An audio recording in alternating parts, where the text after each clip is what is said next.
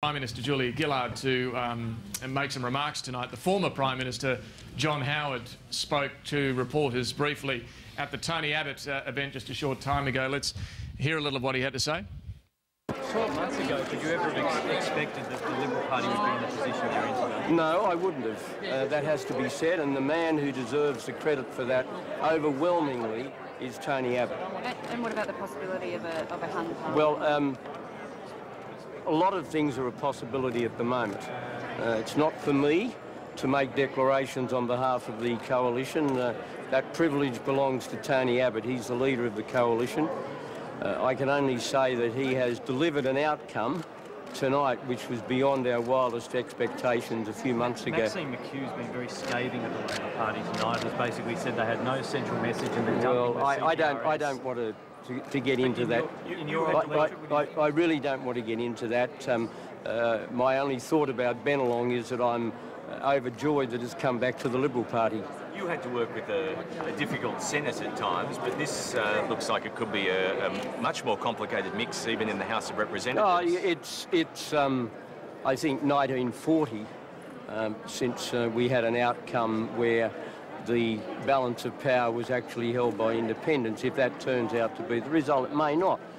One or other of the Labor Party and the coalition may get the requisite number of seats, and there's a vastly different situation from having to do with a hostile Senate. That's often been the experience of government over the past 30 or 40 years. But this is heading towards an unprecedented outcome and something that nobody dreamt of a few months ago. And the man who has made it possible overwhelmingly is Tony Abbott. The coherence of his campaign, the clarity of his message, his energy, and his capacity to handle people. He's led a united coalition for the past 9 months, and that's delivered this magnificent result. I am personally delighted to see a number of my former colleagues, such as Warren Entsch and Teresa Gambaro, back in the Parliament. I'm delighted that Peter Dutton survived a bad redistribution in the seat of Dixon. So overall, it's been a great night, but we don't know the final outcome, and I think I'll go and join some of my friends. Thank you very much. Thank you very much. Thank you, Mr. Howard. Well, John Howard enjoying the improvement in the Liberal vote tonight. Whether it will be enough to see Tony Abbott become Prime Minister, we are yet to see. It does look very much like a hung parliament. But Tony Burke, the point that he's making there, that Tony Abbott deserves credit for getting the coalition into this position. The fact that, as you said, you know, when Kevin Rudd was still there, you were on track to lose far more seats than we've seen tonight. Tony Abbott has to take credit for some of that too, doesn't he? Oh, Tony Abbott, and I agree with the way Bob phrased it. I mean, I think it's silly if we become a panel where we get so stuck into party lines we can't offer any compliment to someone having run a smart political campaign. Tony Abbott did. Did Labor underestimate him? 3 months ago, no, we knew 3 months ago he wasn't just going to be Prime Minister, he was going to have a clear majority government. Yeah. Bruce Hawker, there will be, whichever way it goes tonight, we don't know. There will be a lot of focus on the role Tony Abbott has played as an opposition leader, someone who's worked with opposition leaders on the Labor side. How do you rate Tony Abbott's performance? I think he was a very effective negative campaigner, and that was really what he needed to do in many ways. Can you hear me now? Yes, I can hear you. Go ahead. Yeah, I think he was a very effective negative campaigner against Labor, and I think that was what he had to do. So he's got a good result tonight. No one can doubt that at all, David. And we'll just have to wait and see what comes out over the next few days. I mean, one of the things I think was interesting when you're talking about the independents, though, was that the big issue that concerns them, that's Windsor and Oakeshott and Katter, is the NBN and the lack of internet connections into their electorates. Apparently, Oakeshott couldn't even do an interview using the internet. He had to go down phone lines tonight. So that's the sort of problem that these fellas are going to be pointing to, and I think that does create some problems for for Tony Abbott in any discussions that he has with the minor parties. That's my sense at the moment. But, you know, he ran a very aggressive campaign and has been very effective. Having said that, Labor had some very real problems. We didn't really start the campaign until the beginning of the third week. The third week was where it really started. So we can't underestimate how difficult that was to get back into the game in the way in which we did. You had the Latham factor and the leaks, and that really was very difficult. The problem I think we had in the last few days is that we didn't really maintain enough momentum to give us the lift that I think we were certainly getting in the second last week around the economy. And that just happens sometimes in campaigns, and that's, I think, what's happened this time. Obviously, other factors have played a part too. John Hewson, it was a messy campaign, particularly in the early stages for Labor. Do you think Julia Gillard could have and should have done more? What I just heard, I think, is a lot of spin. I mean, from my point of view, and having spoken, got information from Labor Party pollsters, they would have won under Kevin Rudd, not lost. Yeah. This is spin that they were going to lose, and lose dramatically. And secondly, to say, oh, the campaign only started in the last 3 weeks, well, whose fault's that? I mean, they're running the campaign. They changed to leaders very quickly. They pushed her to the poll too early, before she could establish her position. She barely dealt with the 3 issues that were outstanding, and 2 of those became major issues in the campaign, negative to her, asylum seekers and the Citizens' Assembly. So my view is that, you know, being entirely objective about the campaign, Tony did run a very, very effective negative campaign. He is a superb negative campaigner.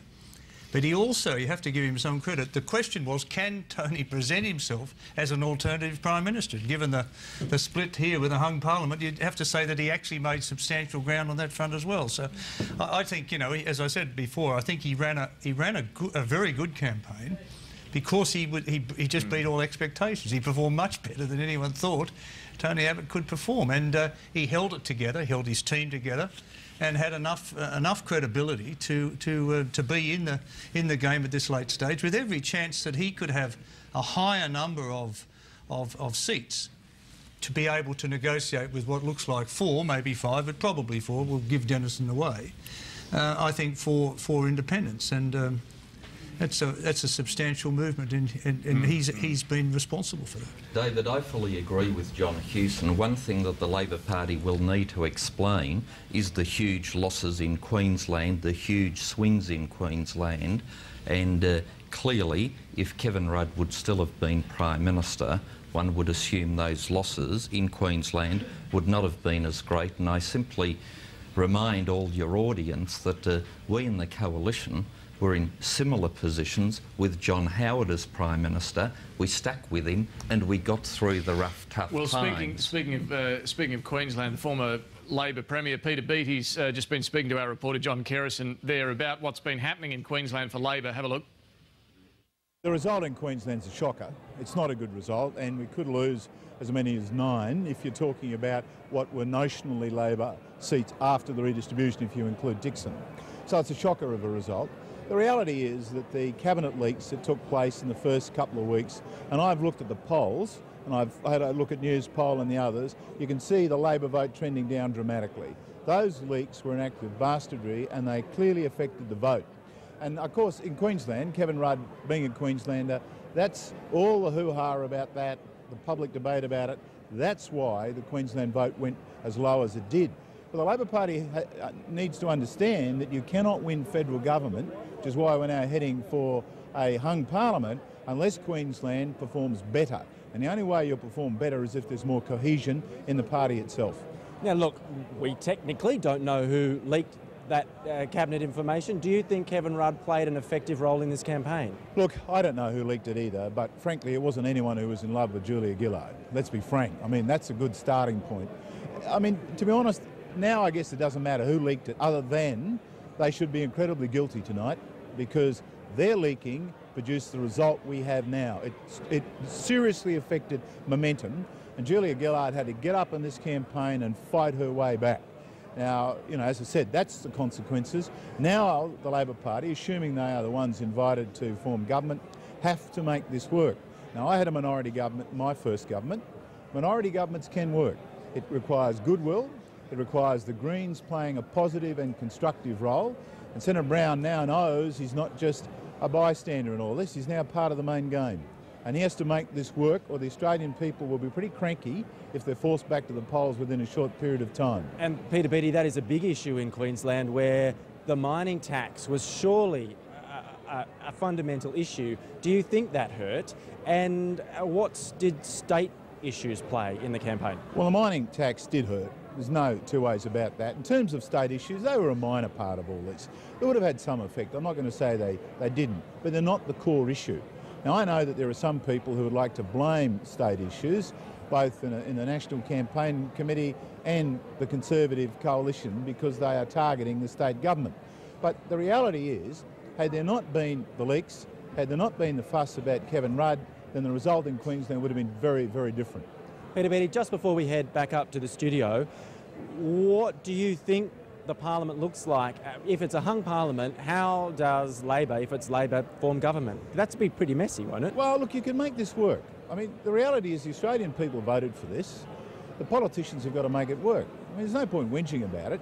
It's very easy. It requires goodwill. It requires negotiation with the Greens. They've got the majority in the Senate.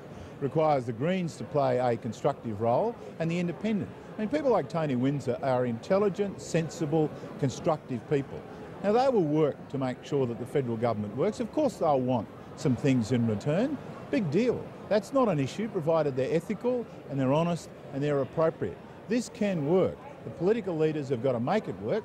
It may require Julia Gillard, for example, becoming something like Henry Kissinger in terms of negotiating skills. But that's, look, I spend a lot of time in America these days. This is what President Obama does every day. But Peter, does it mean a carbon tax? Does it mean a higher generation on the mining tax? I mean, that's not going to go down well in Queensland. These things, well, what happens is this: the government, in the majority government, if it's Labor, they seek to implement their program. They have a mandate to do that. The Greens then have to play a negotiating role in terms of that program, and that is entirely a matter for negotiations. Peter Beattie, thank you so much for your time. We'll let you go. Peter Beattie talking to John Kerrison there. Speaking of the mining tax, one of its greatest critics, Clive Palmer, has been at the LNP function in Queensland, I think it is. Let's have a look at what he had to say. Well, I think Queensland's very good, and Anna Bligh will be a very short-serving Premier next year, I think. So it looks very good. Are the key seats you're looking at, Mr. Palmer? Well, I think 2 more seats have fallen in Western Australia to the Liberal Party, and that'll give them 73 overall, with Labor at about 72, with 1 Green and 4 independents. And hopefully those independents will be Conservative independents, so we'll have a new government. Clive, could a Conservative lower house, though, with those independents, work with a potential Greens upper house? Well, if that's what the people have voted for, that's what they voted for, isn't it? Yeah. But could you get legislation through, do you think, if you're pandering to the right in the lower house and pandering to the left in the upper house? Well, who knows, there might be a new election sometime if that's what happened, but I think it's very, very interesting what the Australian people have decided, and certainly the Liberal Party is on top if they get the 73 votes. How about Queensland in particular for you? Well, Queensland's fantastic. I campaigned for a month up there on the resources tax. That's why I can't hardly talk tonight. But yeah, we've got 9 seats in Queensland, which is a phenomenal result, really, to take 9 seats in one state. 9% swing. State government's going out of office next year. I'm confident of that, and it's very, very good for the LNP, because the LNP is a new party, and it's now the dominant party in the state. A proud LNP member, Clive Palmer, there reflecting excitedly on how things have gone in Queensland. He was speaking at the Tony Abbott function tonight. We'll hear from Tony Abbott later in the evening. Let's have a look at the Senate, because he mentioned the chances and prospects of this mining tax getting through. It'll depend on how the Senate looks, and at the moment, with just under 50% of this Senate vote counted, we've got Labor getting 13, Coalition 14, the Greens 2. I've got some Senate figures if you want. All right, Tony, tell us what they are. Okay. The Greens will get 1 in every state, leaving the question being in each state by state then. The major parties are guaranteed 2, but do they get the 3rd? Now, we are assured that the Coalition will get 3 senators in Queensland and Western Australia. We will get 3 senators in Tasmania. For New South Wales, Victoria and South Australia, that final spot will go to preferences on each occasion. That's where the results are at the moment. What does that mean in total numbers? It means a parliament where you would either need, where for anything to perform a majority, it would either have to be the major parties voting together or one of the major parties voting with the Greens. How manageable is this parliament going to be, Bob Hawke, for a Prime Minister, whoever it is? Sorry? Well, the answer to that is it's got to be manageable. I mean, that's the realities. We can sit here and have a hypothetical academic discussion how manageable. The facts are that it's got to work, and it will be made to work. There are limits to bastardry for everyone, including my party. There are limits to wanting to have a position at all costs. That's what negotiation is about, and I've had a hell of a lot of experience in negotiation. In the end, you get a position where there's enough common ground between two groups of negotiators to say, OK, it mightn't be exactly what I want or exactly what they want, but you get a modus vivendi. So it will work. I think the whips are going to have an interesting job. They're going to subject their members to a very, very strict health regime, I would think. Yes. Because you can't afford any by-election. So I get back to what I said earlier. I think what I said very early in the program, it looks as though it may turn out that I think the Macquarie seat may make it 73, 72 either way. And that could influence the independents on who they negotiate well, with. it must. Obviously, I would rather, if I were Labor leader, I'd be rather doing it from having a majority of seats rather than a minority. It gives you a bit more negotiating. It doesn't mean necessarily that that's the way it'll go. Bruce Hawker, what do you think? I think Labor could actually get up to about 74 seats without stretching it too much. At the end of the count tonight, I think we'll probably win Denison. We're heading Greenway, Lindsay and Moreton, and then there's the Green in Melbourne. You're getting around the 74-seat mark if it all falls neatly for Labor, and of course nothing's fallen neatly for Labor for a few weeks now.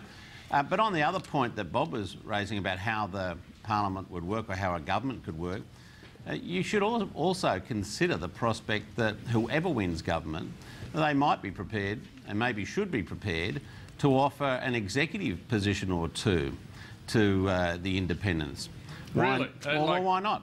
Why not actually consider bringing them into a government? If the Parliament Mike Grant did that, of course. He did, and it's been very successful. Not to independents, to an actual to national. Well, you know, and I think he might have done it with an independent as well. Yeah, Rory McEwen was there. So the point being that if the public has basically said, you know, we're giving neither of you a majority, then why should the strict old rules that you'll only draw your executive from the party, from that party that wins government, apply? Maybe we should be thinking a little bit more expansively about these things now. Do you think for Tony Windsor, Bob Katter particularly, and maybe Rob Oakeshott, they'd really want a ministry? Is that They may not. They may not, but I think but we're really in uncharted territory now.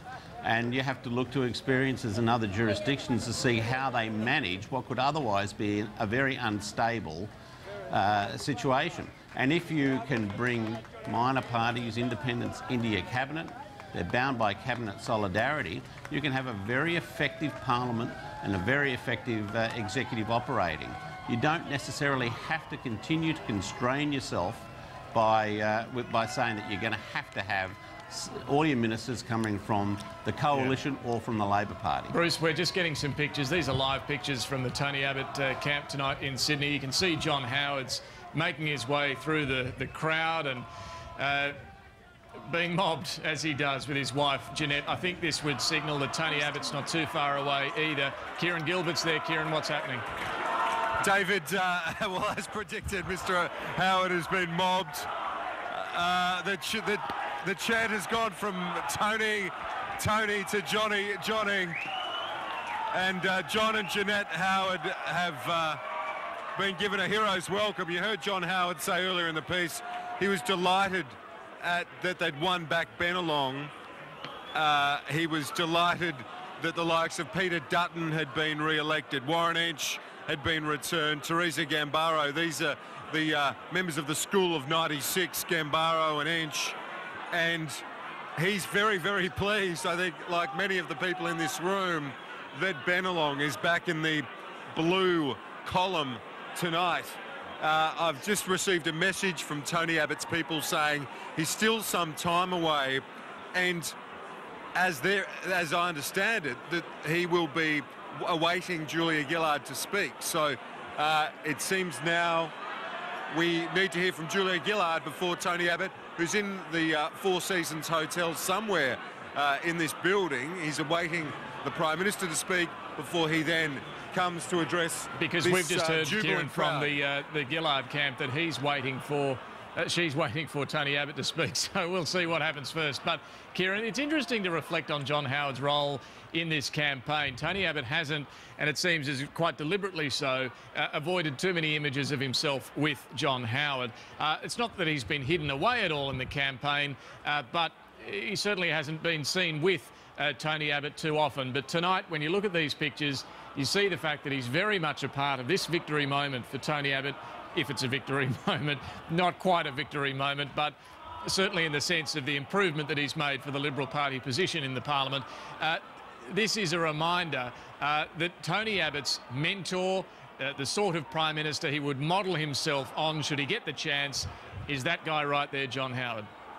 During the election campaign, Tony Abbott said that he, on economic matters, channeled Peter Costello.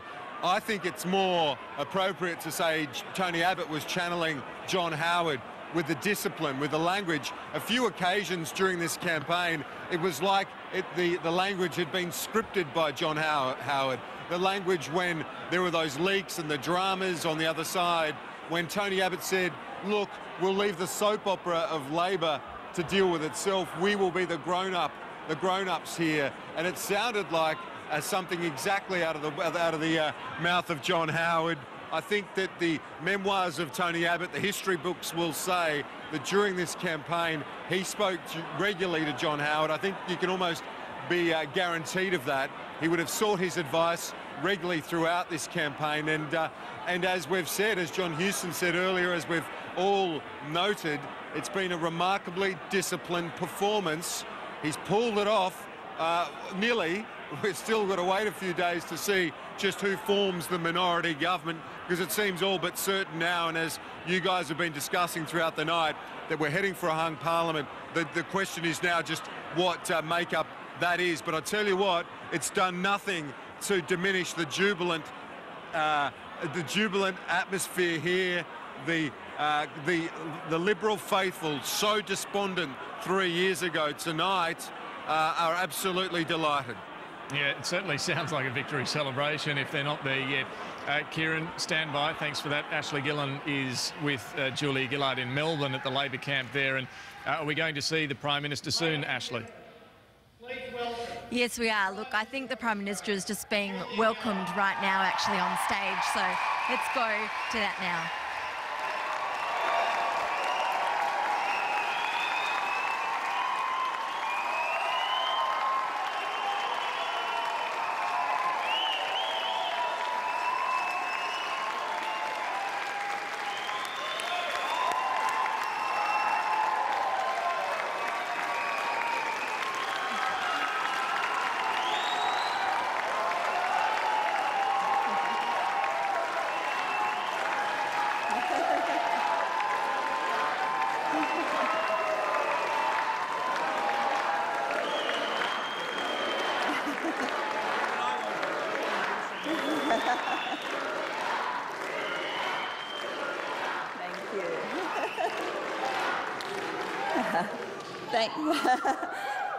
Thank you very, very much. Thank you very much.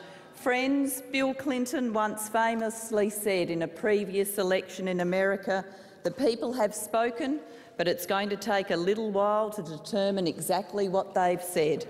And that is where we find ourselves tonight. Obviously, this is too close to call. There are many seats where the result is undecided and where it will take a number of days of counting to determine the result. Friends, as we know in our great democracy, every vote is important, every vote must be counted, and we will see that happen in the few days ahead of us. And what we know from tonight's result is that there will be a number of independents in the House of Representatives playing a role as the next government of Australia is formed. I acknowledge and congratulate Rob Oakeshott on his re-election as the member for Lyne, Tony Windsor on his re-election as the member for New England, Bob Katter on his re-election as the member for Kennedy, and the election of Adam Band to the seat of Melbourne. It is also possible, but unknown at this time, whether Andrew Wilkie will be the member for Denison in the future parliament. Friends, can I say to you and can I say to the Australian nation, in these days, as the election result is being determined, the conventions of our wonderful democracy ensure that I will continue to lead the government and provide strong and stable government until the outcome of the election is clearly known.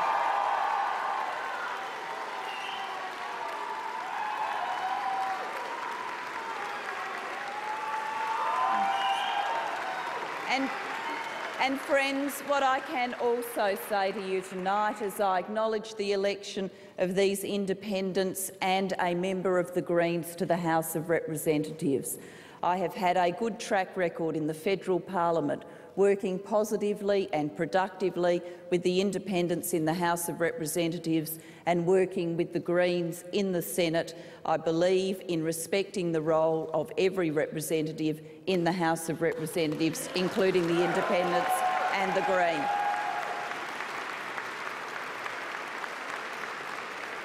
Can I acknowledge my opponent, Mr Abbott, in this campaign? Mr Abbott and I have got very different worldviews, different values and different visions for the future of this country. But I would say to Mr Abbott that he has been a formidable advocate for his side of politics. He's made of stern stuff. He's shown that in this campaign, and I congratulate him for that.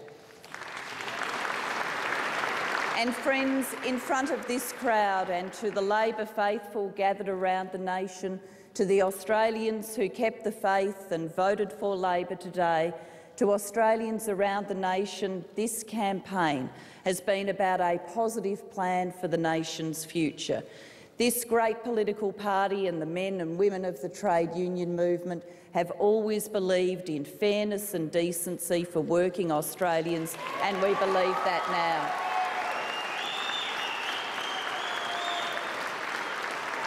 And we know that that fairness and decency starts with the ability to get a job, hold a job, have a job, aspire to get the next job, a better job, and to make a life on the basis of it. And we as a government have protected that all-important right to work and get a job. And we as a government have returned to working Australians the fairness and decency at work that they should be able to expect. And in this campaign, as we fought for a positive plan for the nation's future, we've continued to fight for Australian jobs. We've continued to fight for a vision of the future that says every child, no matter where they live in this country, no matter the circumstances of their birth, that every child is entitled to a great education.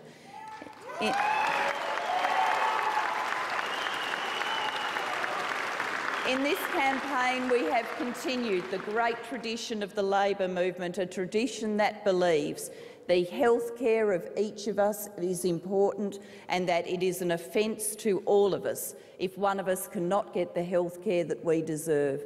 That was the foundation stone of Medicare. It's the foundation stone of the health policies and plans that we have put forward before the nation.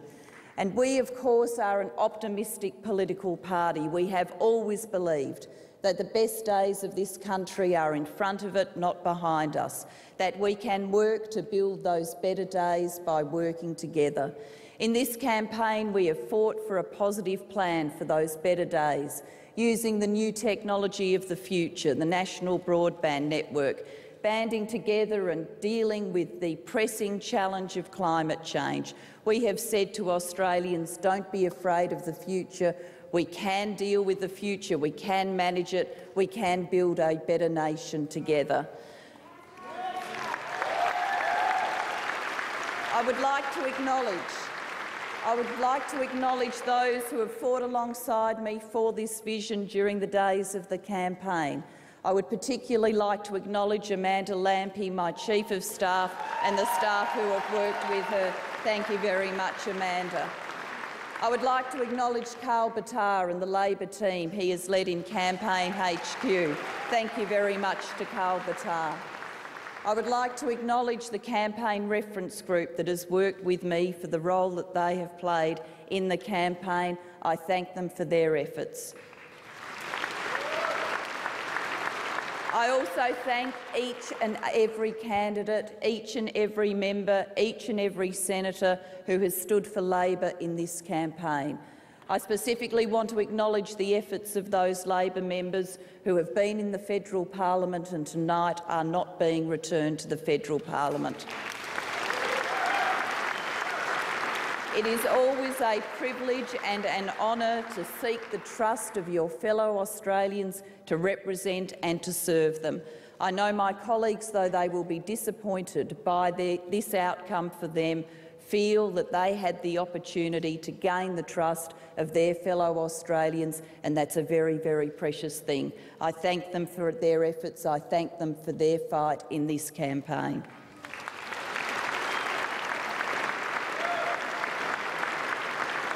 And finally, can I say to you, those who have kept the faith, I know that we tonight do not know what the outcome is going to be.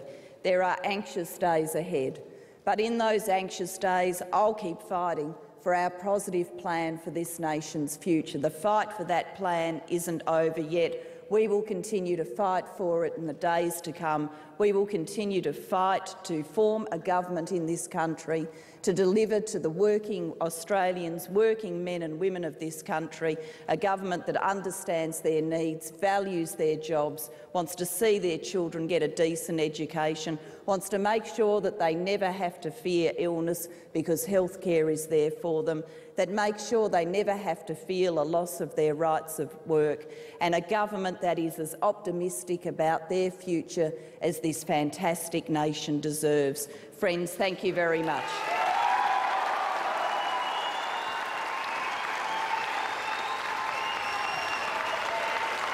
The Prime Minister, Julia Gillard, will forever be remembered as Australia's first female Prime Minister, but right now she is battling not to also be remembered as the first Prime Minister to see the downfall of a first-term government in some 70 years. We are looking at a hung parliament situation as the most likely outcome of this election race. Julia Gillard there today acknowledging that it will take days to decide the outcome of this. She quoted from Bill Clinton, "The people have spoken, but it's going to take a little while to determine just what they said." Ashley Gillen is there in the room. Ashley, it was a clear pitch for the independent support there too, wasn't it? She couldn't have been any more full of praise for Bob Katter, Tony Windsor, Rob Oakeshott and Adam Bant, the Green member for Melbourne, who'll enter the parliament, talking about how well she's worked with them and how she looks forward to working with them in the future. Good old-fashioned sucking up, I think, David. There's no other way to put it. I mean, really, it's going to come down to them now as to who forms government. Perhaps, we're still waiting here. But look, the reaction here from the Labor Party supporters who have gathered here at the Melbourne Convention Centre. The room's only half full. It looks very flat there, Ash, I've got to say. It looks very flat. Yeah, it is. It's morose, David. It's just really quite... The mood here is quite devastating. Everyone down there just keeps shaking their heads, looking at each other and saying, how has this happened? How have we come to this?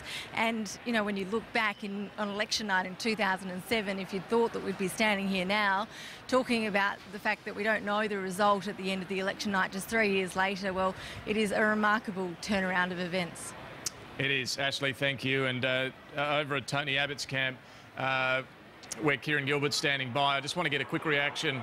What was the crowd like, Kieran, during Julia Gillard's speech, which I'm sure they were watching with their jeers, with their cheers. She had some kind words for Tony Abbott, a formidable advocate, made of stern stuff, she said. But what did the crowd there make of that speech? Well, there were more jeers and boos than there were cheers. It was, yeah, they reacted very angrily. Right at the top, there was laughter when Julia Gillard congratulated Tony Windsor, Rob Oakeshott, Bob Catter and Adam Bant for the sucking up that Ashley referred to. This crowd gave her no love, as you'd expect. They're now waiting in anticipation of the arrival of their hero tonight, Tony Abbott. There's another hero over there I can see from the stage, John Howard. He looks like he's having one of the best nights he's had in a while too, just quietly. Very happy with the way that things have transpired. Now, we know it's going to take days. You heard that from Julia Gillard. Still some time before we know the final outcome. But regardless, when you think about this Liberal Party 10, 12 months ago, they were a schmozzle. Tonight, resurgent. Tonight, delighted at the result of this election. All right, and Kieran, thank you. We'll come back as soon as we hear that Tony Abbott is on his way to the stage. But Bob Hawke, Julia Gillard's comments there, is it unkind to say that this was just blatant sucking up to the independents? Well, wouldn't she be a bloody mug to call them fools? Eh? Spot on, spot on. But this is now the situation that both leaders find themselves in, really. And look, Tony Abbott will be a mug if he doesn't do likewise, John Hewson. That's right. There was this famous occasion in history where somebody was asked to renounce the devil on their deathbed, and they said, "It's no time to make new enemies." So I think it's very much the circumstances of Julia. I mean, Julia, to be fair, she was very strong and very gracious. In the circumstances, acknowledged the strength of her opponent and said that she'd fight on for what she believed in. I thought, you know, apart from the pitch, which, you know, as everyone said, was pretty overt sucking up, but you would expect that. So I think it was a very gracious performance. Hey, just one thing that ought to be cleared up from something that occurred before tonight. My old mate here on the right, young John Hewson, says, I mean, he reckons he had some inside leak or knowledge about the polls before Kevin was removed. Well, all I can say is that the man here in the caucus, and this bloke who is pretty well acquainted with what's going on, knows that that's absolute bloody nonsense. It was not the case. The case was that we'd gone downhill as a party and in terms of the backing of Kevin, and we were in for a massive, you know, knockout. Now, everyone in the Labor Party knows that, but these, you know, Liberal Party has-beens, they seem to have some other idea. You're wrong, John, you're wrong. But Bob, the I'll news stack poll, my sauce up. The news poll, straight, that was taken before Kevin Rudd was deposed, had the Labor Party coming back quite substantially. And you can talk about internal Labor Party polling, that's fine. I don't know about that. What I do know is that news polls saw Labor bouncing back with Kevin Rudd still there. And the Labor still has to explain why they've done so poorly in Queensland. We had a poll in today's paper that had Labor on 52%. What matters is how you end up going seat by seat across the country. Now, a few months ago, we were going to be wiped out in Western Australia with the exception of Fremantle. You know, as a Tasmanian, how we were doing in some of the northern seats in Tasmania. You would also know that the mining issue didn't just bite in WA, it bit in Queensland. Yes, tonight in Queensland, there was a Kevin Rudd factor. 3 months ago in Queensland, there was a mining tax factor. In fact, one of the candidates from the Liberal National Party who won tonight, when was asked what was the reason, was still saying the mining tax had remained the critical issue in that seat. That's assuming that Rudd would have done nothing about the mining tax when Twiggy Forrest came out and said he was within days of announcing a compromise. So, I mean, I know this is entirely hypothetical, and you know, I'll let my mate have his points and I'll have mine. I'm pretty reliable. My sources are pretty reliable. All I can say is that I have no doubt that Rudd would have done better in this campaign. Bruce Hawker. Bruce had a comment. Actually, more about the here and now, David. Let's do that, yes. When you actually get back to what's happening tonight, rather than what happened a few months ago, the seat of Brisbane is now looking much tighter than it was a half an hour ago. Let's have a look at Brisbane then. Good. Okay, we're looking at the national swing there, as you can see. All right, we'll come back to that, but let's have a look at Brisbane if we can. That's interesting. Saying a swing to the coalition of 2.5% nationally, but here in Brisbane, Bruce, the point you were making?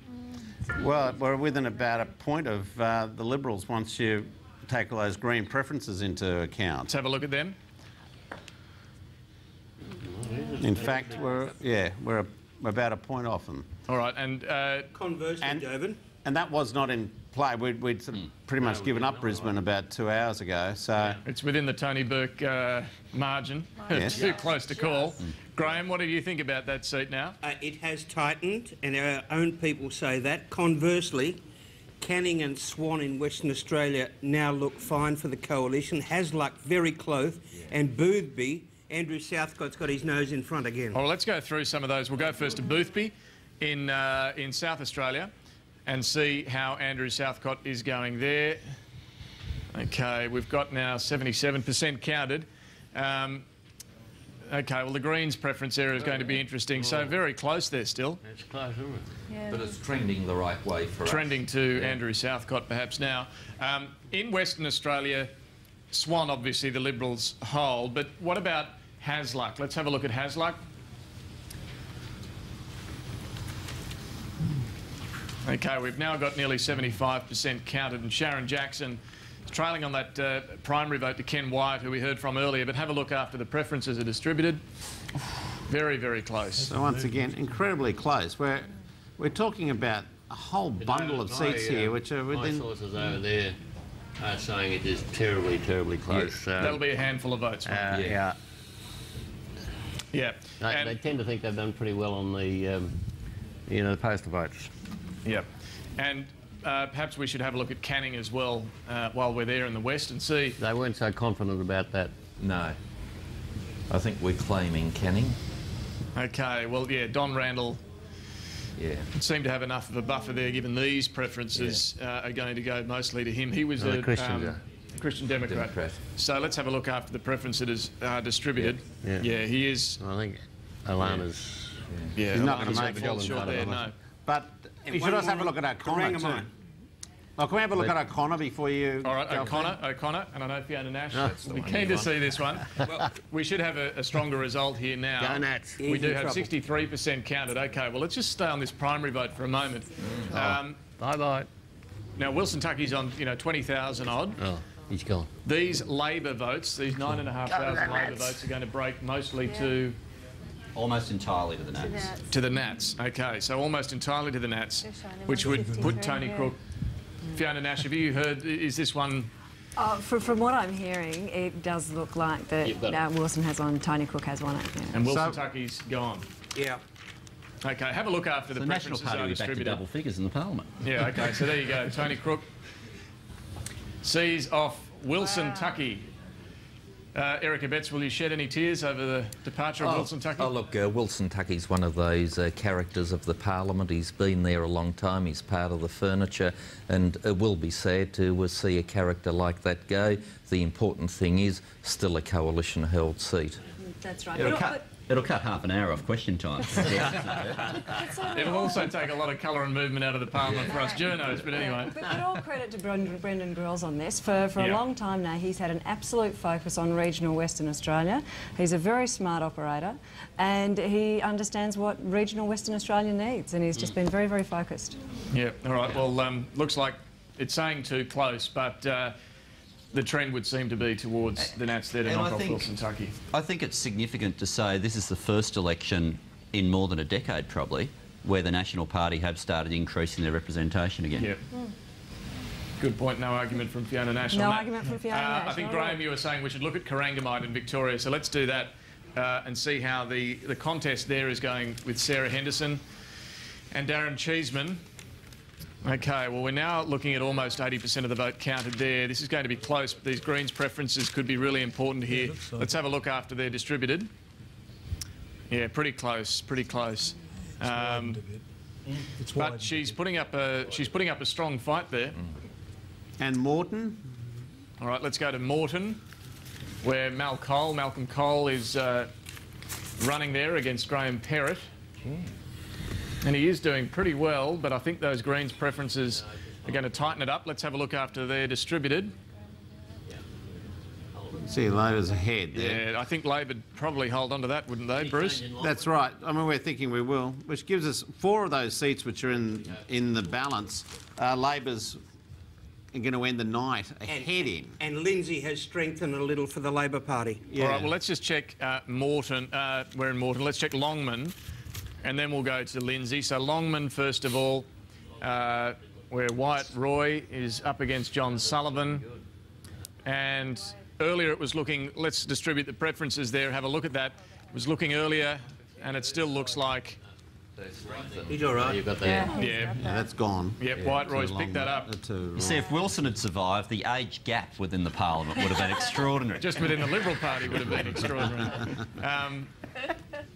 But how's he going to go? 20-year-old in Parliament. What do you think? David, I campaigned with him twice. I remember having a boardroom breakfast with him, with some business people. He held his own, and as we saw with his interview, very polished, very capable, and if he keeps his seat, and I hope he does, I think he's got a very, very bright future ahead of him. I saw him at I've got to be careful, a senior citizens function in Longman that I attended with him, and he mixed superbly, absolutely superbly, going around shopping centres. He was just superb. He was able to introduce himself as Wyatt. He didn't even have to say his surname, and everybody knew him. And yeah, he won the poster war in Longman by a long shot. He's campaigned exceptionally well. Not only is he young, he looks and sounds very young. There's going to be enormous media attention on this guy, isn't there? I mean, it's going to be fascinating. I called him earlier in the evening the pocket rocket, and yeah, he's relatively small in stature, but he more than makes up for that in personality and capacity, and I think he'll be a very good member. Let's have a look at Lindsay in Western Sydney and see how the race is shaping up. It's still in Queensland. Oh, well, okay. We'll go to I just Lindsay wonder and if have a there's look anything more on Brisbane. Yep, OK. Well, David Bradbury's just a nose in front there on the primary vote. Have a look after those preferences flow. Yeah. He's still just a nose in front, but... I think he's right. David, I understand that the Liberal Party didn't do a postal vote campaign in Lindsay. And they didn't do one in Greenway either. That's right. So that actually may have some effect on although we still face the challenge of when our postal votes went out. But if they didn't do one at all, that does give us some advantage there. OK. And, well, perhaps we should have a look at Greenway next door to this. Let's see Greenway. Yep. OK, so Greenway... She's good. Still close there on the primary vote. Have a look after the preferences are distributed. She stayed around that. Yeah, she's going to hold on to that, do you think? Yeah, I do. But he's right. I helped Michelle a bit. I did a fundraiser for her. She is an excellent candidate. She worked very hard in that seat, incredibly hard. And I think that's paying off for her. But you still see a 4.7% swing towards the Liberal Party, so there does seem to be a consistent swing around New South Wales in a lot of these seats. Well, around parts of Sydney, I mean, our vote went up in Page, as you know. So, yeah, went up it's... in Eden Monaro, in Robertson. Yeah. Interestingly, in Page, though, Janelle Saffin, the candidate, campaigned like an independent. There was virtually no Labor signage in the seat at all. In which seat? Up in Page. Page, OK. Well, we'll go back to some of those Brisbane seats. Yeah, the seat of Brisbane itself. We'll have a look at that. So, Arch Bevis, Teresa Gambaro. This was earlier looking like a pretty easy Liberal win, but have a look at the preferences now. Here. Gee, that's tightened up a lot in the last hour or so. That could be less than 200 votes by the end of it. Yeah. Either way. You'd be brave predicting that one. So that one's in the question mark column again. Graham Morris. Well, I was just looking at what the Premier's been saying tonight, and I'm not quite sure which state she's talking about. You know, the swings in Lindsay 6, Greenway 5, Bennelong 5, in a sort of safer seats in Sydney. Reid 7% against her, Banks 7, Barton 8, Fowler 15%. Yeah, big way. They are bloody awful results. What about Robertson and Dobell? Yeah. We've got swings to us in those seats. Robertson, Dobell, Page, Eda Monero. Yeah. Look, the reality is this is Tony Abbott's home seat. And you want to talk about home seat advantages for Julia Gillard claiming 2 seats? This is Tony Abbott's home seat. It was projected to be a bloodbath. It was projected all these seats were going to be lost from New South Wales.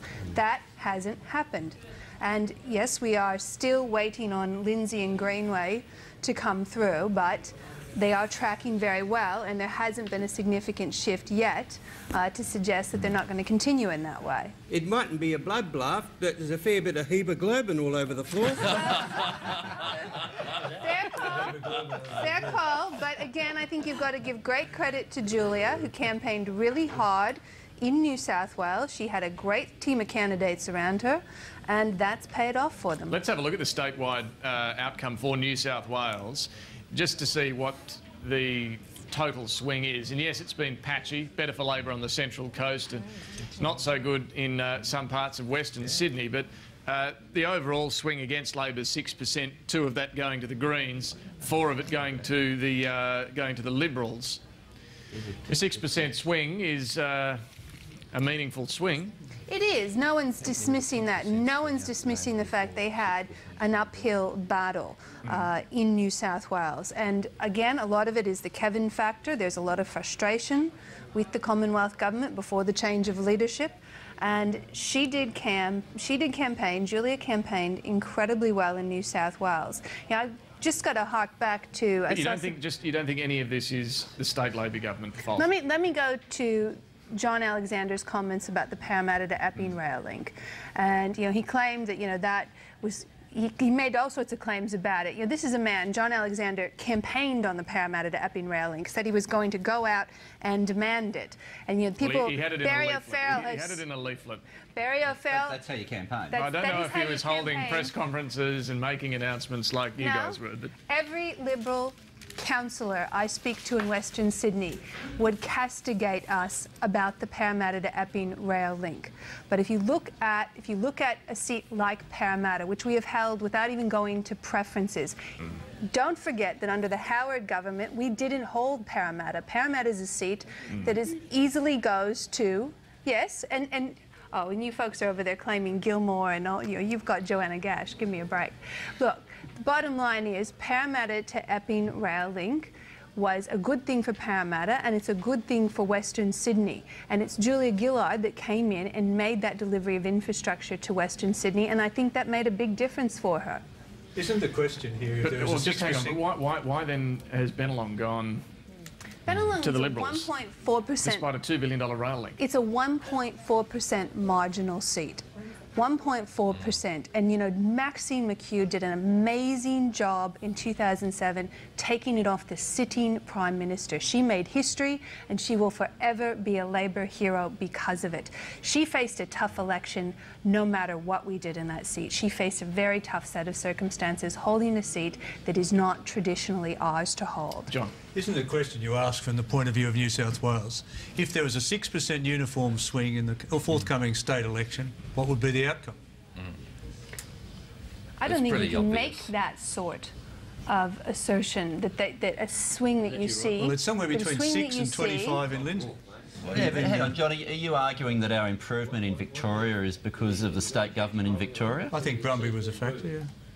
And I think her home state, Julia's home state, was a factor, yeah. I think the Brumby government's seen as a good government. Yeah. And so you think the improvement in our vote in regional New South Wales, in Eda Monero, on the Central Coast and in Page, is because of state issues? Swing. Give the people some credit that they vote on federal issues here, state issues there.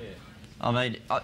it's a bit condescending for us to be sitting around a panel saying, oh, the people don't know what they're voting for. Page was probably helped by the $12 million you dropped in there on Tuesday, so I think that might have had an effect as well. Well, if it was solely on federal issues and not state issues, then you've got to explain the huge variations of 9% swing against yourself in Watson and, you know, swings in the seats that we have won. So, but that's where you got, when you've got those variations within a state, clearly it's more than a state issue. Clearly. By your own definition. This is an argument that no doubt we could... Of course there are other issues. We can look at this one on the 24th of March. Indeed. Yes. Indeed. Let's go back to Tony Abbott's camp at the Four Seasons in Sydney. Kieran Gilbert's there. It's getting late in the night, Kieran. What's holding Tony Abbott up, do you think? Is he waiting to see how some of these seats fall? I think he was awaiting Julia Gillard, to be honest. I think we're expecting him any moment now. The cameras are locked on the door. The party faithful are waiting. They don't mind waiting, to be honest. They're quite happy. It seems like a bit of a soiree, a bit of a party tonight. They're not concerned about the time. Just in relation to Bennelong, though, I should point out, John Alexander arrived, and I don't think he's had a cheer like that since he had a tennis racket in his hand. He has got the hero's welcome, the new member for Bennelong. I heard what the Premier had to say about his position on the rail link and so on tonight. He's described it as a cynical vote grab. He's beaming over here just to my right. He got a huge reception, as did the former Prime Minister, John Howard. They're now awaiting the man of the moment, Tony Abbott. Now, of course, so much rests on the counting over the next few days. Tony Burke used that Bill Clinton phrase, and the Prime Minister, Julia Gillard, did as well. But the people have spoken. It's going to take a few days to see exactly what they've said. There's a bit of movement. It's not Tony Abbott. A few excited people down here. As soon as we've got him, I think he might be in the foyer though. Here he comes. He's coming. I thought there was a bit of a flurry down there, and they're absolutely delighted and wait for the cheer. It's like a mosh pit at the front of this stage. Here it goes.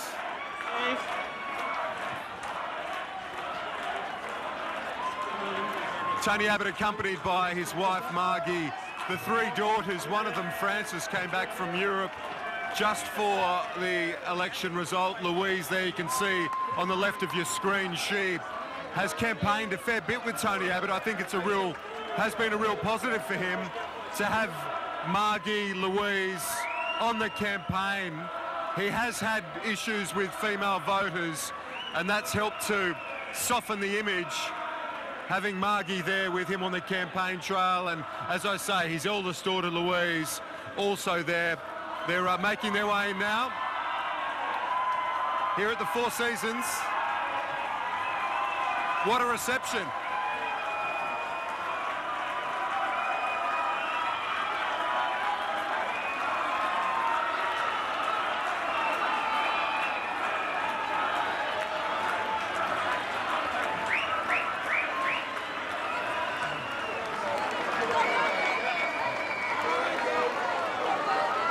John Howard is just to the left here. He might embrace his mentor.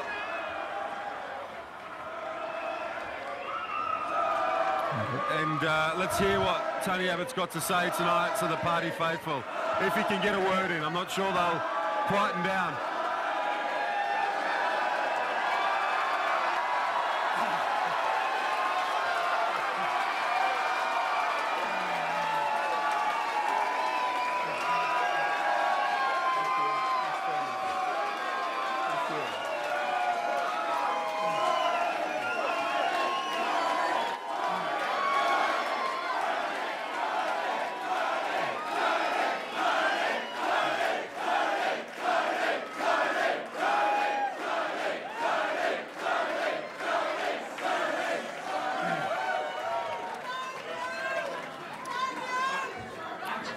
Ladies and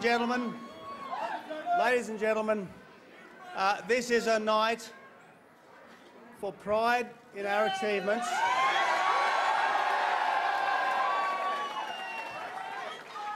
For satisfaction at the good results that have been achieved, but above all else, measured reflection on the magnitude of the task ahead.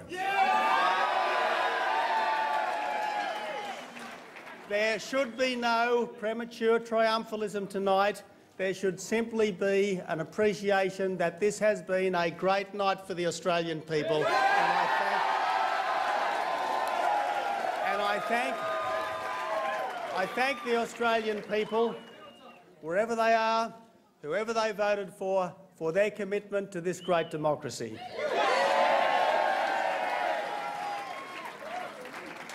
I have to say to all of you, and this is a very, very enthusiastic crowd, but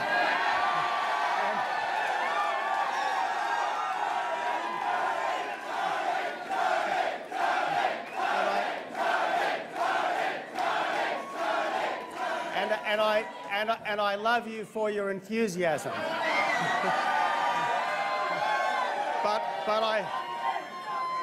but I have to say to you, that I feel humbled as I think of the responsibilities that could lie ahead, but I feel so proud of the efforts of every supporter of the coalition right around our country.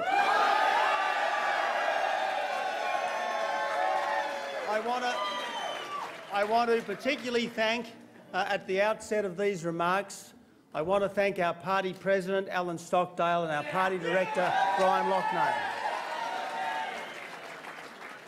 I want to thank my friends and colleagues. I want to thank Warren Truss, the leader of the National Party, and I want to thank Julie Bishop, our deputy leader. I particularly want to thank the Shadow Treasurer, Joe Hockey, who has made such a contribution to the economic plans that we have brought forward. But I also want to thank my own staff, who have worked so incredibly hard over the last 9 months, and on whose hard work tonight's result rests. But it has been a team effort. I am the leader of the team, but it has been a team effort, and this is a very strong team. Ladies and gentlemen, I want to thank all the candidates for election right around our country, representing whichever party they represent on their election. I particularly note that it seems like the lower house of Parliament has, for the first time in its history, an Indigenous member. And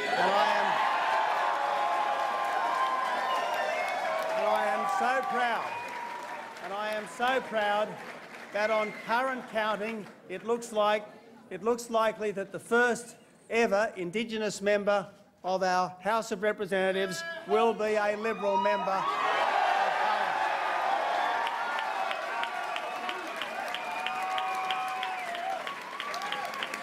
I want to encourage all of those candidates who are still in contention, and I want to commiserate with all those good people who have lost their seats in the Parliament, whatever party those people represent. They have all made a great effort for our country. I want to thank all the party members and supporters right around our country, whichever party they represent, for their efforts, because without political parties we would not have this great democracy. I acknowledge my opponent, Julia Gillard. No. The last 8 weeks could not have been easy for her, but she has certainly worked extremely hard for her cause under difficult circumstances. But I want to say, above all else, tonight has been a win for the Australian people. They are the stern judges of all governments, and they are the ultimate arbiters of all policies, and we must always respect their judgment. We do not have a clear result from tonight, and I want to say that until a clear result has emerged from this election, that the caretaker conventions under which the government has been operating for the last 5 weeks must continue.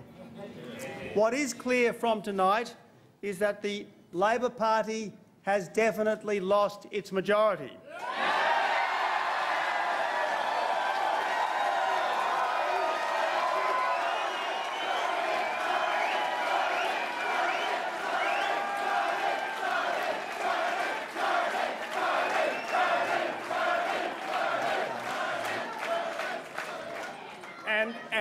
And what that means is that the government has lost its legitimacy.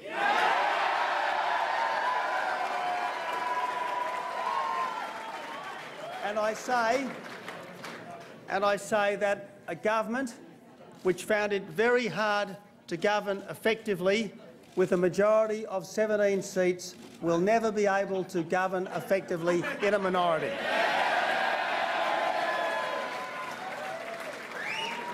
I should point out to this room in particular, the great fact that has emerged tonight is that 400,000 more Australians voted for the coalition parties than voted for Labor.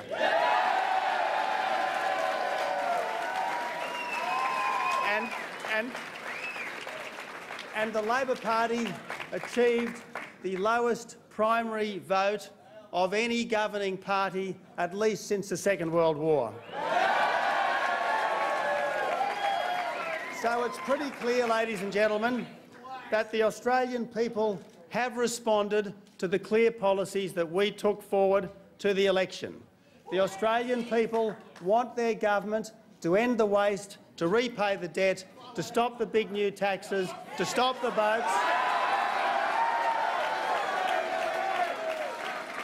and to provide a fair go for struggling families. They also responded to our longer-term agenda.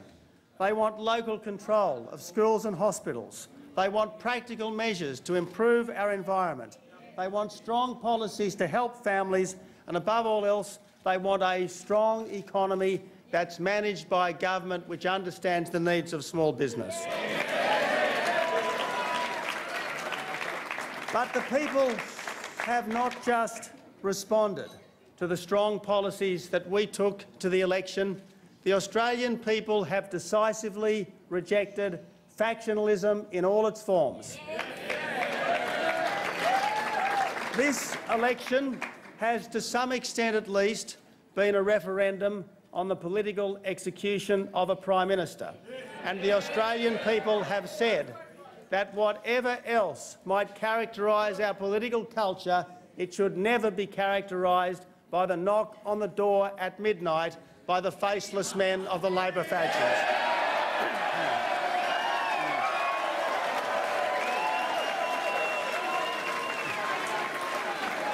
And so, ladies and gentlemen,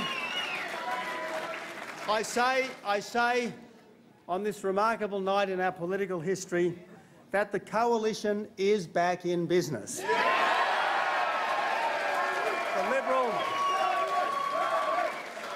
The Liberal and National parties are back in business. We stand ready to govern, and we stand ready to offer the Australian people stable, predictable and competent government. And over coming days, I will be talking to the independent members of Parliament to ensure that a government can be formed that offers just that to the Australian people.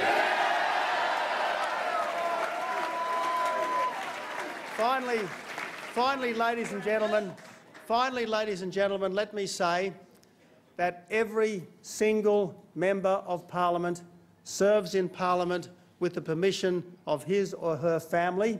I am so proud of my family, everything that I have achieved. Thanks, Tony.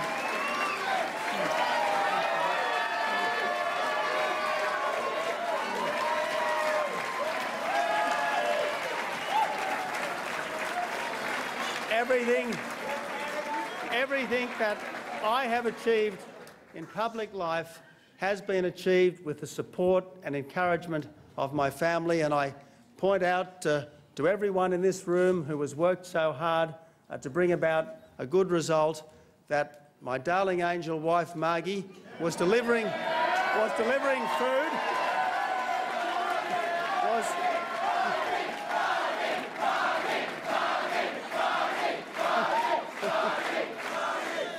She was delivering food to the hungry booth workers of Warringah.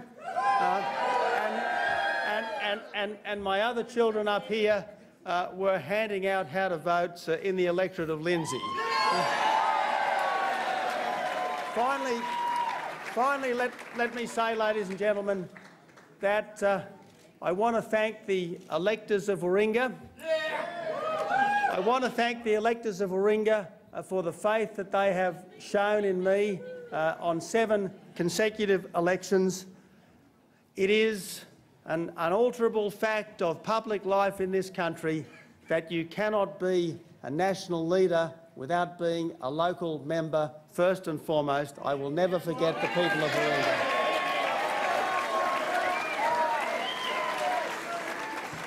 Ladies and gentlemen, thank you for all the support that you have given to me and to coalition candidates right around our country. Your exuberance, your enthusiasm, your excitement is well merited. And I thank you for it. But I beg of you, please, spare a thought tonight for those who do not feel so excited, for those who do not feel so victorious. In the end, this election is not about us. It is about our country, and it is incumbent on us to offer Australia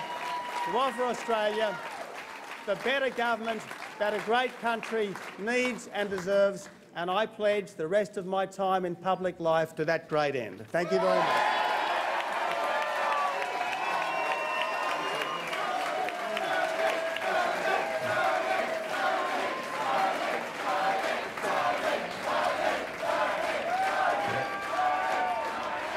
So Tony Abbott not embracing the excitement of the crowd quite, a measured opposition leader who hopes to become Prime Minister in the coming days. But he did make it clear that the ALP, in his view, has definitely lost its majority and, in his view, has lost its legitimacy and therefore cannot effectively govern in a minority. Kieran Gilbert, what did you make of that? Well, he tried not to be triumphal, he tried not to be over the top, but someone forgot to tell the crowd because they were jubilant, they were cheering every word. Margie got a cheer as well.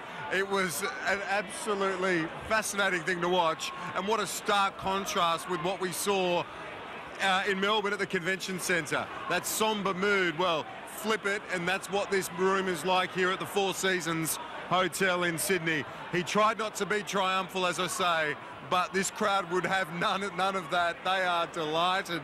The opposition leader, he says that the government will operate in caretaker mode, but as you say, David, he says they've lost their majority, and his view lost their legitimacy, and that got the biggest cheer of the night. So now Tony Abbott, with his 3 daughters, his wife Margie, making their way through this crowd of Liberal Party faithful. Brian Loughnane, his face looks like a split watermelon, the Liberal Party director, delighted at the result as well. And as I say, the mood, to say it's buoyant would be an understatement. This was very much, Kieran, tonight, a positioning statement from Tony Abbott in what could be days or longer of haggling with independents to form a government. His message tonight to those independents is that Labor, after suffering this crippling swing, cannot effectively work in a minority government, that only he can because they've just lost so much legitimacy. Well, David, you made the point about the loss of majority, but he also, as you say, in that positioning statement said the LNP, the Liberal National Party, the coalition won 400,000 more votes. I think that was the figure that he used, than the Labor Party in terms of the primary votes. So that will be their message. He started that already tonight. But I've got to say, beyond the positioning, beyond the preparations for the days and weeks ahead of talks, I think both gave a gracious speech. They both paid tribute to their opponent. I think they both get on well and have a respect for one another. And I've got to say, I found both speeches tonight very, very gracious, and Tony Abbott's met the mark tonight on that front as well. Kieran, stay with us there. Let's go to Ashley Gillen, who's in Melbourne at an empty room largely now, where Julia Gillard was not long ago. I don't suppose, Ashley, there were many Labor supporters there to watch that? No, David, it wasn't much of a party here tonight, and it didn't take long for this room to clear out once Julia Gillard left. Now we've got the bizarre scene behind me of just the media all like packing up and a lone cello. There's a lone cello player here. I'm not sure what his deal is, but it is very sombre music wafting around here at the Melbourne Convention Centre. That is a brilliant image to leave us with there. Ashley Gillard, thank you so much for your contributions throughout the night. Can we pick up any audio from the cellist on the floor as we say goodnight to the Labor Party campaign headquarters? We can't quite hear her. All right, Ashley Gillard, thank you very much for your contributions tonight. It's been a sombre mood there at the Labor campaign, and thank you for sharing the emotions in the room with us tonight. Thank you. And we are very privileged to have all of our panel here still with us. It has been a very long and late night. I know it's after midnight. We still don't know who's going to form government, but I will get some final thoughts from you all, reflecting on what we've heard from the two leaders. Bob Hawke, first of all to you, did Tony Abbott strike the right tone there? Oh yes, he did. I think, as your commentator said, they both spoke well, and they've each got a good case to put to the independents, I think. Yeah. I'm not here to argue that case, but I think they have created a situation where these four, let's say, independents, the three ex-nationals and the Green, they've got a very serious lot of thinking to do. Yeah. There's a very valid case which Julia can put, the very valid case which Tony Abbott can put, and I know that Australians will be hoping that they do think seriously about it and give it their best shot, because after all what Australia has done tonight is to transfer the responsibility of forming a government into their hands, an enormous responsibility. I'm sure they'll deal with the responsibility adequately. A disappointing night for Labor, though? Yes, obviously I would have liked to have seen I never had any thought it could be better than a very narrow victory. I think, as I say, the bargaining position of Tony is probably going to be better. I think it'll be 73-72, but that doesn't make a massive difference. It just would be a slightly better bargaining position to be in. I think that's the way it'll be. John Hewson, the line from Tony Abbott there, that this government has now lost its legitimacy and therefore cannot form an effective minority government. Would you agree with that? Well, or is this just a positioning as you said, it's a positioning statement, and it obviously would be debated strongly by both sides. Yes. It is a positioning statement, as was the 400,000 additional people that voted for the coalition. I think, though, the point that I took out of what I just saw from Tony is, again, he beat expectations. Yeah, well, there he was, still disciplined, still focused, still arguing the case for the magnitude of the task in front of us, and not worrying about scoring, you know, too many points, just focusing on it. And it really has positioned himself as you know, provided the basis on which he can negotiate, as Bob said, can negotiate with these other parties. Look, it could be that we end up with 73 on either side and 4 independents. One Green and the 3 that are already there, and that's going to be a very interesting set of circumstances for the next, well, few days, few weeks. How long is that going to take? Fiona Nash, what is the Nationals' view of these guys? Tony, well, Bob Katter, Rob Oakeshott and Tony Windsor. Oh, well, there's obviously an interesting history there. When I was... But you have to be nice to them now.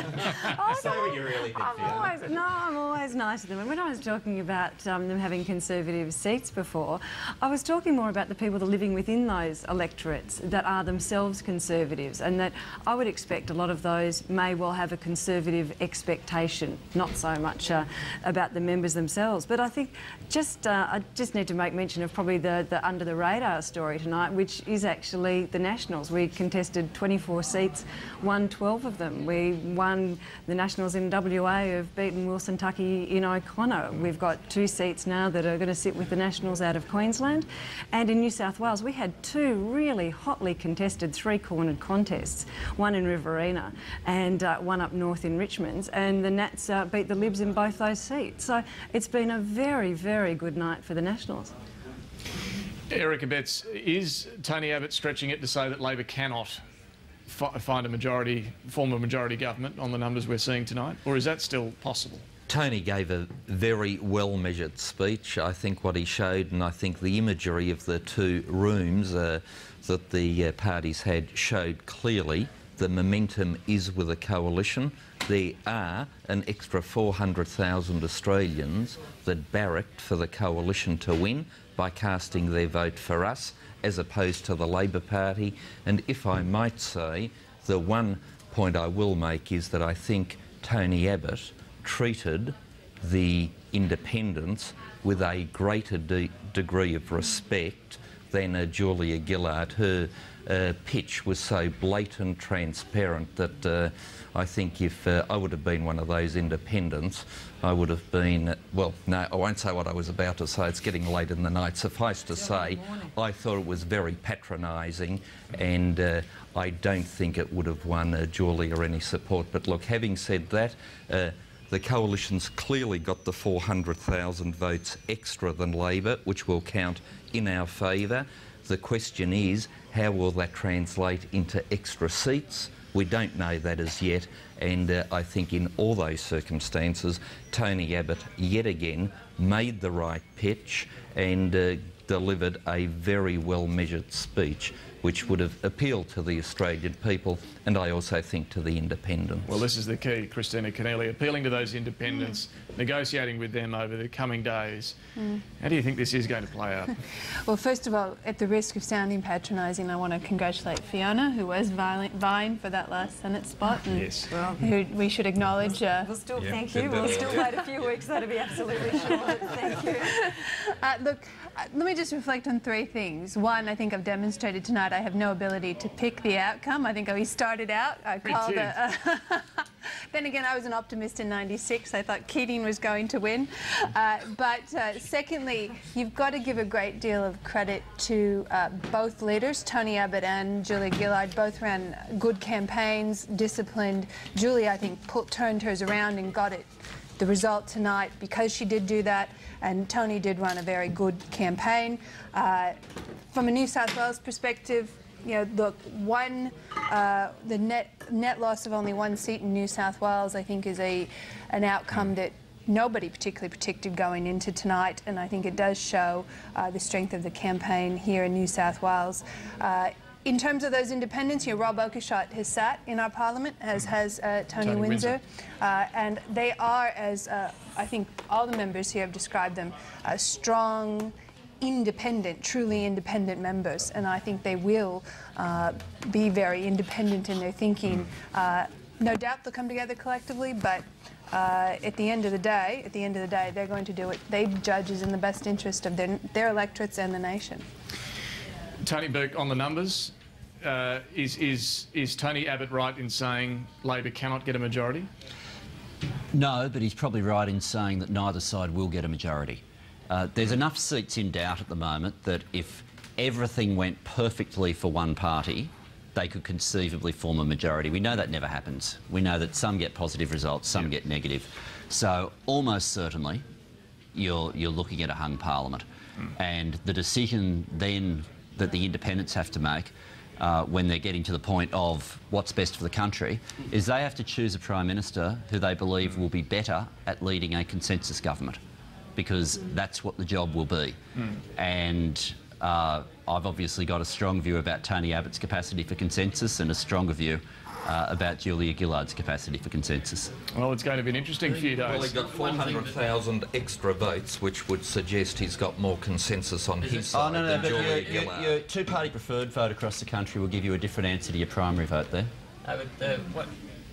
These independents, if they want to get a feeling, and this is a piece of very genuine, heartfelt advice to them, if they really want to get an idea of what the Australian people want as the preferred Prime Minister, I suggest that they look at all the polls, every one, and every poll shows that a clear majority of the Australian people prefer Julia Gillard as Prime Minister to Tony Abbott, so there's only one decision they can take.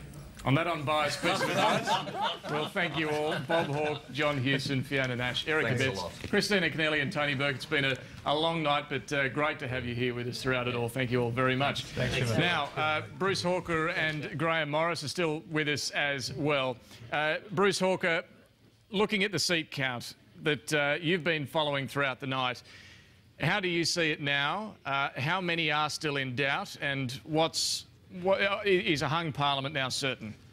I don't know that it's certain, but I think the most likely outcome is probably 73 each, actually, David, particularly now that Brisbane's back in play. Lindsay, Greenway, I think, are going to come our way. Corangamite will probably come our way as well.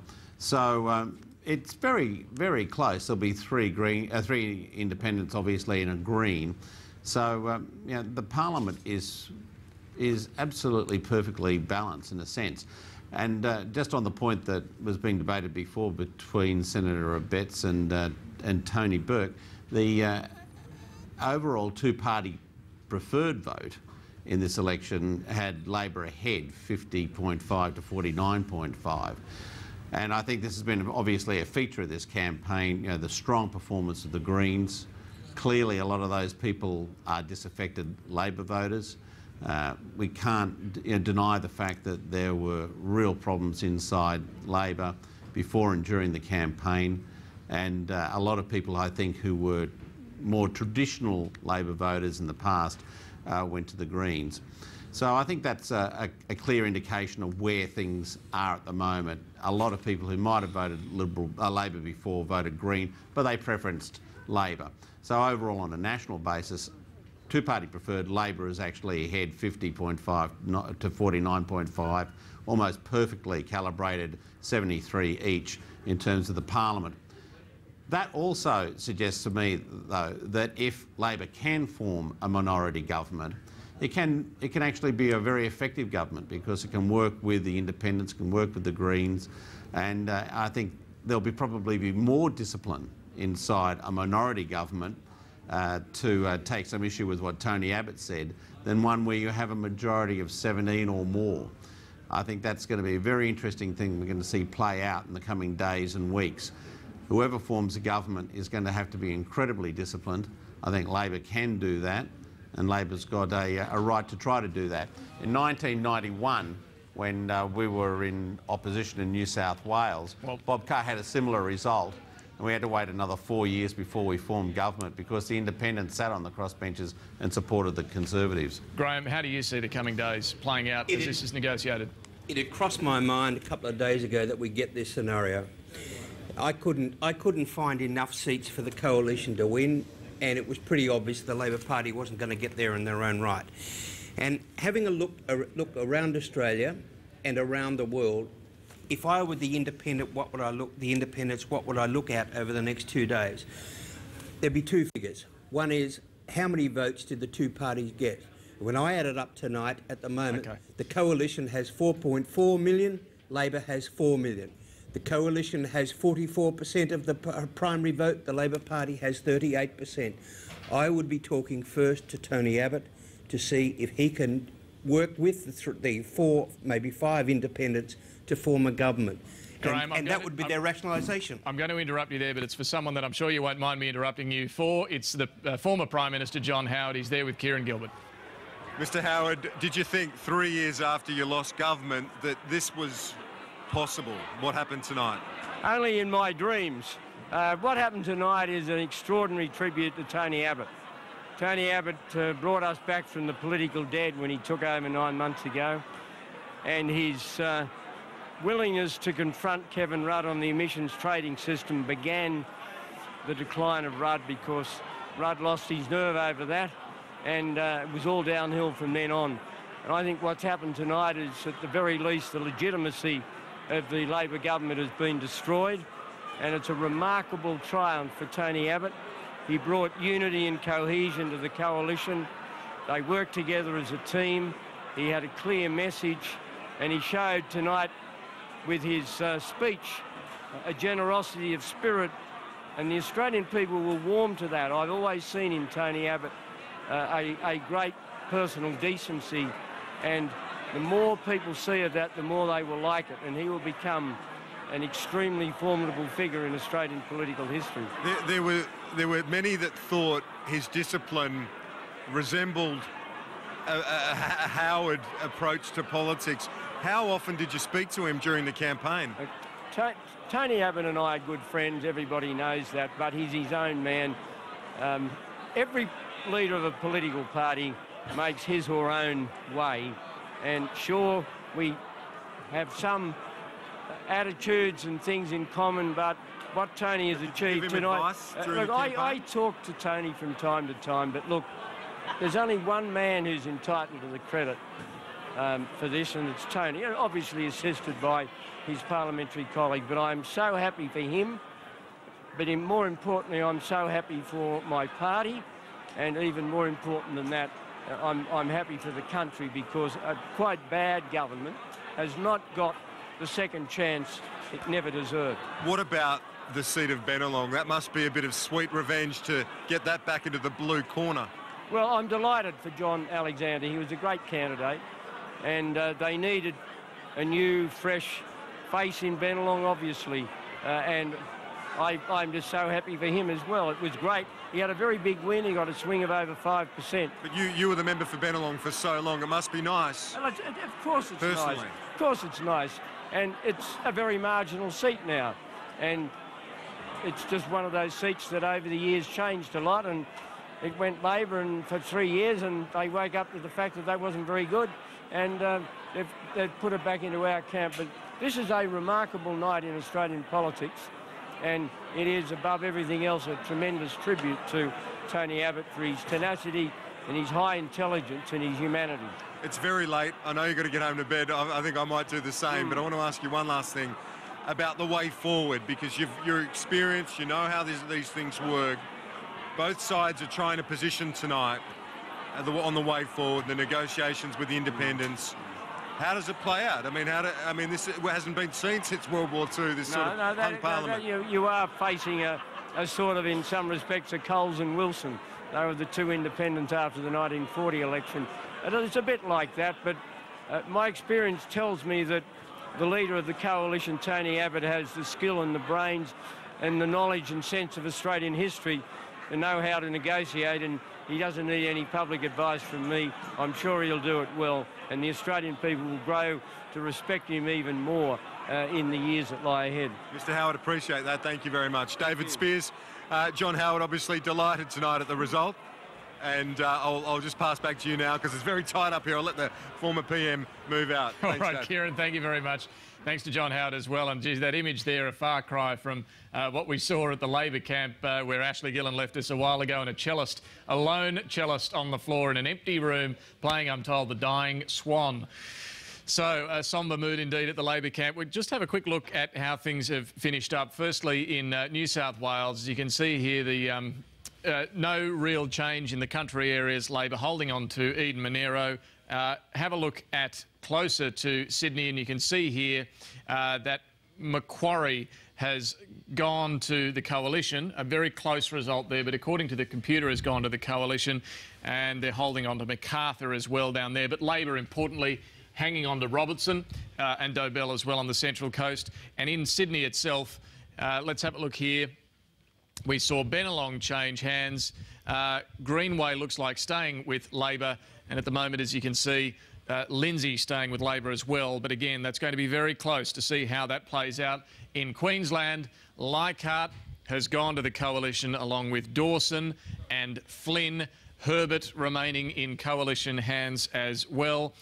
In and around Brisbane, we see a change for Ford and for Longman, both going to coalition hands. And in Brisbane itself, well, we see Bonner and Brisbane going to the coalition. Petrie staying in Labor hands. Elsewhere, well, in Victoria, we've seen the seat of McEwen go to Labor. Also, the seat of Latrobe going to Labor with a swing to the ALP.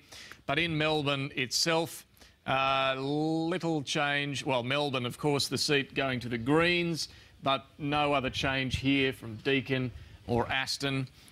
When we get down to South Australia, it really only is in Adelaide itself, where we've seen at this stage the Liberals hanging on to Sturt, Chris Pine hanging on there, Boothby very close, but it does look like the Coalition will hold on there.